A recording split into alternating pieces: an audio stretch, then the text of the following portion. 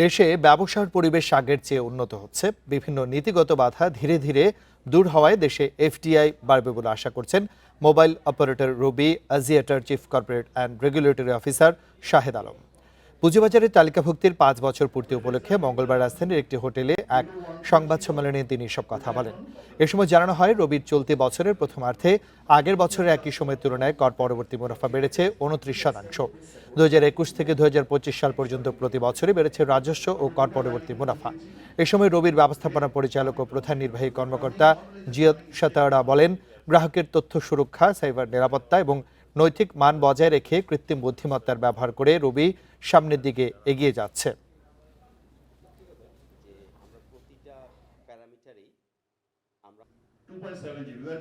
Foreign direct ইনভেস্টমেন্টে আরও অনেক বেশি বিনিয়োগ আসবে। তবে একটা জিনিস বলে রাখা ভালো যে ফরেন ডাইরেক্ট ইনভেস্টমেন্টের ক্ষেত্রে যে কোনো বিদেশি বিনিয়োগ কিন্তু একটু স্লোই হয়।